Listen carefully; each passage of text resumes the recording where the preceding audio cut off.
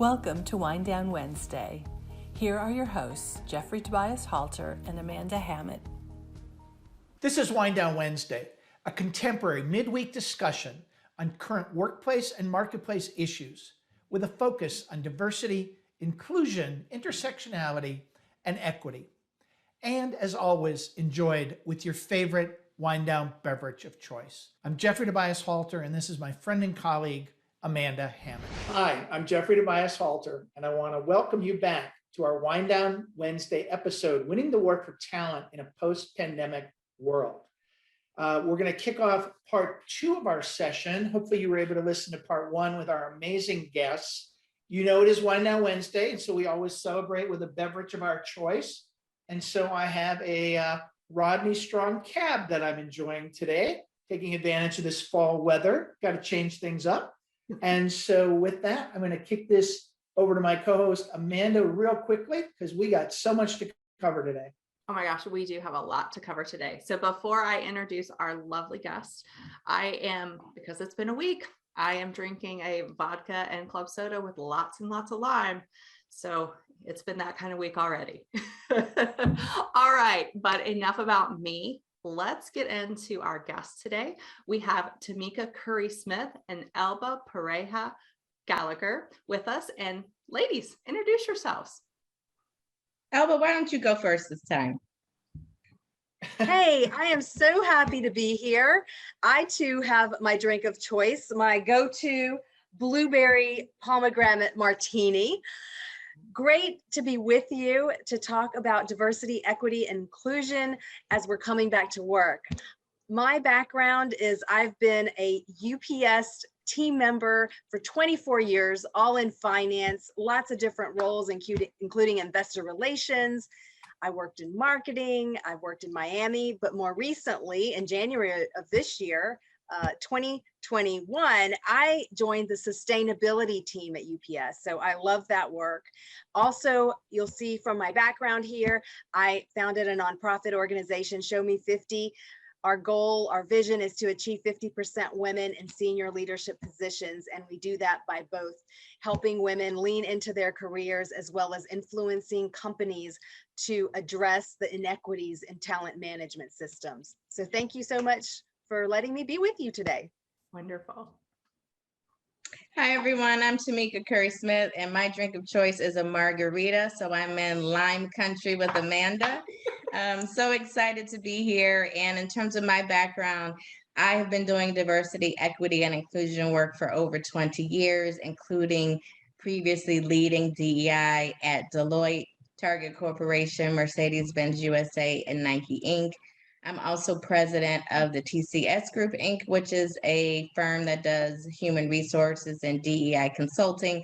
And in that capacity, I've worked with nonprofits, colleges and universities, and small, medium, and large businesses to help them start and elevate their DEI efforts. I'm also a recovering accountant. I started out my career out doing accounting and management consulting. And that really is part of how our approach to DEI work is as a business imperative that will really unlock both people and business outcomes. So thanks for having me. So excited to be here and continue the conversation. Tamika, Elba, thank you so much for joining us. It's going to be a great conversation. So for our listeners, I want to reference back. We are still examining a future forum white paper of almost 10,000 knowledge worker employees, and 93% of knowledge workers want a flexible schedule, while 76% want flexibility in where they work. But the article goes deeper and specifically talks about the challenges and barriers for women of color. And this just sits within a guiding principle that Amanda and I have, that we want to bring to you a lens of intersectionality, because we know not all women are having the same experience, and we certainly know that the challenges faced by women of color are often far more challenging than the barriers faced by white women. And so I just want to pull out a couple statistics from this and then get our guests to react to this. Flexible work is a game changer for working women and women of color. Black respondents continue to have a higher sense of belonging when working remotely relative to working in the office, compared to a weaker sense of belonging among white respondents. This also translates in their return to office preferences. 80% of Black, 78% Hispanic, 77% of Asian women want a flexible work experience either through hybrid or remote only models. What they're actually saying is, we don't want to go back to work. We don't have to deal with the drama. And so I just want you two to comment on what are some of these barriers that most of us are totally unaware of that women of color face if thinking about going back to work. Tamika, you want to start? Sure. This is such an important issue, and I appreciate both of you taking this lens to this work, because not, to your point, not all people are the same and not all women are the same. And when you think about women of color, and they have almost felt liberated by remote working and not having to go to the office every day and not having to cover and face the exhaustion of continuously adapting who they are to survive in the workplace that we know has particular ideas around what is professional, what does success look like, what does a leader look like. And for women of color to not have to face that has been game changing for them. I also want you to even think about the concept of what Zoom has done, or whatever, virtual meeting platform you're using. Everyone is on the same playing field. We're all in a square, right? So there's equity and equality there. We also have the ability to put thumbs up or clap in the color of our skin tone. We also can decide to speak up and come off microphone, or we can put something in the chat. So depending on how we feel that day, we can do that. And so there have been some innate things that come with remote working that have actually driven inclusion. And so when you talk about the fact that women of color feel more belonging, not in the workplace, it's because that playing field is more level. And a lot of the kind of noise and the politics and the weight of expectations of others is minimized when you're working remotely. Wow, this is fascinating. Elba? Love it. Yeah, and so I'll tag along just a little bit on how, in this case, Black women feel less than in the old way we used to work, right? There was a recent Gallup poll that said that Black women were less likely than other demographics to feel that they were valued members of their team, and that they were treated with respect, and that their coworkers treated everyone fairly. And so, Tamika makes some great points. I love those examples of how the technology has really enabled us to be working in the ways we feel comfortable. Actually, back to our first conversation around flexibility, right? Even this offers flexibility. The fact that we can either chat or mute or be on camera or not be on camera, right? And you can't do those kinds of things when you're in person. So that is a plus. I'm going to go back to something you asked specifically, Jeff, and you said, hey, what are the things that maybe leaders aren't aware of? Well, I'll speak a little bit about the Hispanic community. I was born outside the country. I'm an immigrant. I came as an infant, which is why I have no accent. But I came from Latin America. I was born in Venezuela. And I think in our culture, what women face at home is that many Hispanic men are not as embracing of doing more of their share at home. And so as a Hispanic woman with a family, you may not have that support system as much at home. And so, keep that in mind. And again, back to what I've talked about, communication. How are you communicating with your employees to ensure that they can feel comfortable telling you about what they need and what support they need from you? I want to talk about another word, which is psychological safety.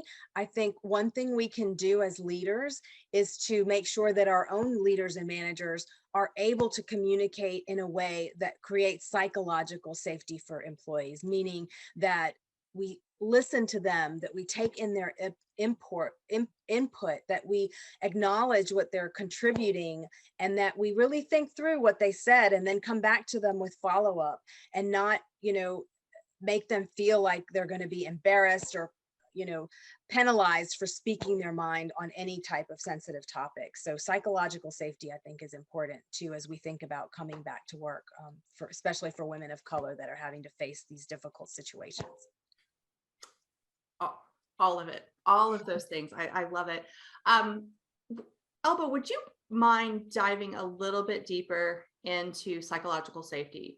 What are the implications of a leader doing that or not doing that in the workplace for a team specifically? Sure. I think it does a lot for engagement. Mhm. There's a huge war for talent, and we talked a little bit about what's happening in the talent space. Really, it's kind of like, I've heard the term the great resignation, right? As people are reevaluating what they really want out of work. And so I think the benefits of creating a workplace of psychological safety is, number one, back to the data as Tamika is referencing, right? Mhm. You're going to save money from not having to recruit people all the time, right? Improve your retention, attract that kind of talent. We've got to have places where people feel like they're included and valued. As that Gallup poll said, a lot of employees don't feel that way. I'm part of another organization, another group, where we contribute our ideas around creating more love and less fear in the workplace. And so that's another thing, that creating psychological safety creates that environment of love, right? That you feel like, okay, I feel valued here. I want to come back to work here. I want to grow with this company. But it takes effort. And so, as the example I gave earlier, right? Asking your employees' input, listening to them, really thinking through it, and then having to come back and say, hey, I liked what you said. This is why I did this, or I did not do this. That takes time. And so it's an investment in our people to create that environment. And I will just say, just to add on to this, as someone who spends a lot of time studying and researching and interviewing early in career talent, so your millennials and your Gen Zs, psychological safety is something they have been talking about for a long time. However, now it is becoming front and center. It is more important of a conversation for them than ever. And so I thank you for even bringing it up and bringing it up in this context. I think that this experience of the pandemic has really made us reevaluate and reassess everything about what we've been doing. So thank you. So I want to jump in and ask Tamika a question. You mentioned a term called covering in your statement. And I don't know that all of our listeners know what that is. Can you define that and then give us an example, and also the impact of covering on companies and what it costs them?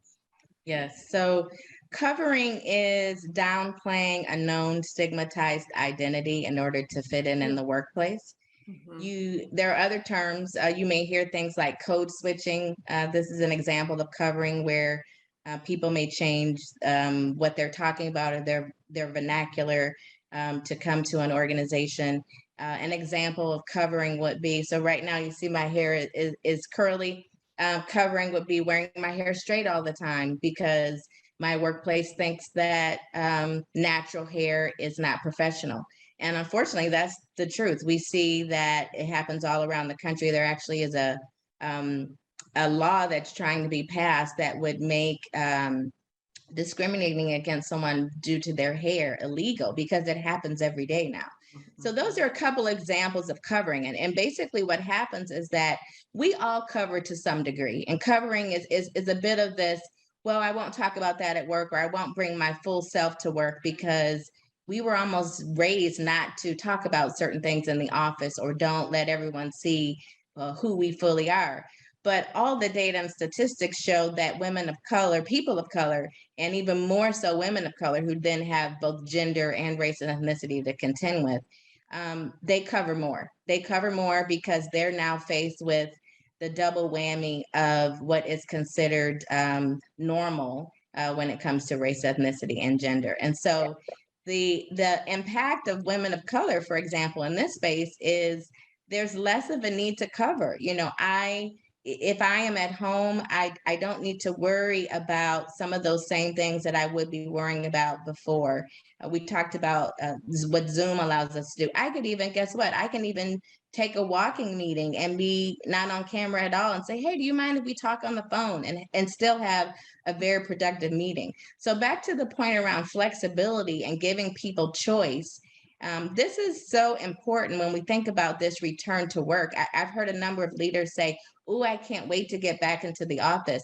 Well, guess what? Not everybody feels that way. And it's incumbent upon you to understand, why is that?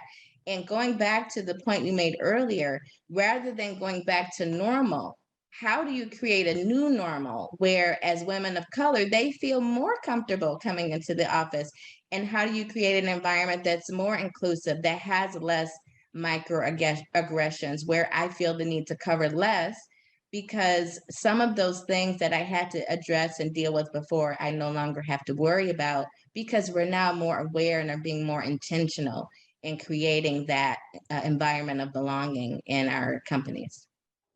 You know what? I have to step in here because this just occurred to me. This conversation that we're having right now, you have a Hispanic woman and a Black woman, and we're really telling you what it's like. I want to ask, can this type of conversation happen in the workplace? I can't imagine that we have a small team meeting where, let's just say there's just one Black woman, or maybe one Hispanic woman in the room.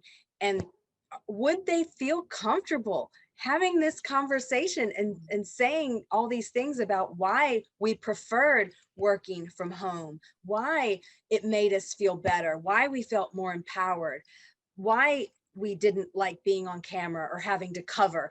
I don't know. That's kind of like an open question, right? To everybody. Could this happen at work, and why not? And that goes back to psychological safety and creating an environment when we really could have this conversation, and that would be a breakthrough, right? How many people could hear this directly and say, wow, I never thought of that, right? Because I didn't have to experience that. I've never had to cover. I don't know. What do you all think? Could this happen in a conversation at work? I mean, I think that's what we're trying to create, is environments where we can talk about these. And now I'll bring another point that I don't know that we've addressed, is the financial component of why women of color have embraced working from home. We know that women of color make 60% or less for every dollar that a white man makes. Yep. So if you also think about, I don't have to worry about gas, I don't have to worry about, other expenses, parking, and other expenses that I would typically have to incur to go to a work environment. So by working from home, it actually also creates more pay equity, because women of color who are already at the bottom of the financial rung in terms of an equity perspective are now able to keep more of that income in their pockets. And so I think that's another example where leaders may not even be thinking about something like that, that has a real impact to the people on their teams and in their organization. That is so wonderful. Yeah. Yes, and I want to build on something Elba said, and it's really the whole purpose of this podcast. And that is, my work focuses on engaging men. Listen to these podcasts, share them with your team. If you don't feel comfortable sharing with them, your team, take them to your business resource group. There is no greater time for BRGs to demonstrate their value than right now, where leaders need to know your collective opinions. And so I hate to say this, but we're really, really close to being out of time. And so we're going to do a 30-second per person wrap up. And I'm actually going to kick this to my co-host, Amanda, but from the millennial expert, and go to the other amazing women on the call. Just close out 30 seconds each. One thing you would beg companies to do around either millennials, women of color, what would that be? Amanda, you want to start? Yeah, I mean, I will start, and this has been something that has been said throughout both episodes, that as millennials and Gen Zs, as senior leaders, we need to be listening to and reevaluating our plans. We need to be taking into account everybody's at a different life stage, and things that are important to us, whether it's childcare or what is my pension going to look like. those things need to be taken into account. So senior leaders really need to be tuning in and listening to others outside of themselves. Thank you. Elba? Okay, so I'm living in my dream world. So what I would love to see, it's all about executive accountability. I would love to see executives be required to hold meetings. Even an example of this right here, like you said, Jeffrey, is to show the podcast, right? Have a team meeting and show some communication, from outsiders who talk about a challenging, difficult subject, and then the team has a discussion about it, and that the executive leaders have these discussions, and then it filters back all the way up to the top. Hey, we've met 3 times this quarter, etc. So really executive accountability so that it flows downward about these issues are important. I would say, really making sure organizations are not stuck in this desire or yearning for the good old days or going back to what we used to do. I'm still hearing that as very pervasive. What got us here is not what's going to get us there. People are reevaluating what's important to them, and competition is also recognizing that they need to change. So for organizations, if you don't change, if you don't listen, if you're not proactive, if you don't build flexibility and choice into what you offer, someone else will. And people have options now. And when you think about losing your top talent, no one wants to do that. And then also, if you want to attract talent, it's a new day. The game has changed, and we all have to play by a new set of rules. So make sure those rules are flexible and inclusive to give yourself a fighting chance. Awesome. What a great segment. I want to close out with one story I heard. I've got the privilege to work with a company, and for Asian, when Asian hate crimes were really in the headlines, and they still are to some degree. This organization did a panel and talked to Asian Pacific leaders. And the microphone was handed to a woman and asked, how do you feel? And she said, look, at work, I feel totally fine. I don't see an issue. This is a great company. She said, for the first time in my life, I'm worried about my children going to school and what is happening to them. And I know that same story could be told by women of color everywhere. And it's only through these stories that you start to get, men to sit up and go, oh my gosh, this is a really, really big deal. So take these stories back, take them back to your organization, host a staff meeting around these podcasts. They're absolutely free. On behalf of Amanda and Tamika and Elba, thank you so much for joining us on Wind Down Wednesday. And we look forward to talking to you again sometime soon. So cheers, everybody. Cheers, everybody. Cheers. Thank you. Thanks again for joining us for Wind Down Wednesdays, a contemporary midweek discussion on current workplace and marketplace issues with a focus on diversity, inclusion, intersectionality, and equality. I'm Amanda Hammett, and on behalf of myself and Jeffery Tobias Halter, thanks so much for joining us, and we'll see you in the next episode. Thank you for joining us for Wind Down Wednesday. If you like this episode, please subscribe to receive more episodes straight to your inbox.